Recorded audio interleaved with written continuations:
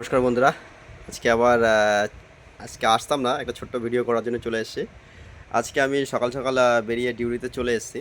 তা ঠিক আমার ডিউটিতে ঢোকার সময় আমি অ্যাক্রোপলিস মলে আপাতত ডিউটি করছি। তা সেখানে ঢোকার সময় আমি দেখতে পেলাম একজন মহান মানুষকে। দেখছি সে গাড়ি থেকে নামছে। তা সাহস হচ্ছিল না তখন ভিডিওটা করি, কারণ ভিডিওটা করলে হয়তো তার পারমিশন ছাড়া ভিডিওটা না করাটাই ঠিক ছিল। তা আমি তখন ভিডিও ফটো কিছুই করিনি। তবে দেখলাম সে অ্যাক্রোপলিস মলেই ঢুকছে, তাই ইচ্ছা হলো তার সাথে একটা সেলফি নেব।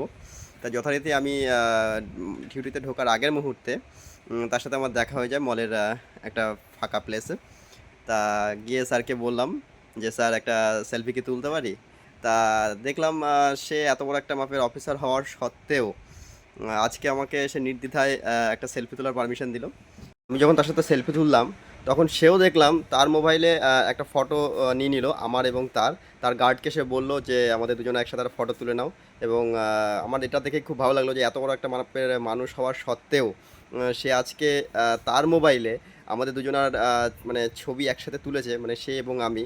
আমার এটা দেখে খুবই ভালো লাগলো, যার জন্য এই মানুষটাকে আমি বেশি ভালোবাসি এবং ফলো করি। যাই হোক, তার নামটা হলো গিয়ে প্রশান্ত বর্মন স্যার।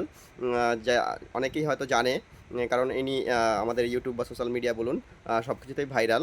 তার বিভিন্ন রকম আমাদের যে সমাজের যে কাজকর্ম আছে তাই নিয়ে। যেমন উনি সব দিক কিন্তু দেখেছেন। ইনি রায়গঞ্জের, আমি ভিডিওর কথা বলছি, অবশ্যই বুঝতে পেরে গেছেন। আর ফটো তো আপনাকে দেখাবো অবশ্যই, যে সেলফিটা করেছি। দেখবেন মানুষটা কেমন একটু জানাবেন সবাই। ঠিক আছে বন্ধুরা, বাই বাই।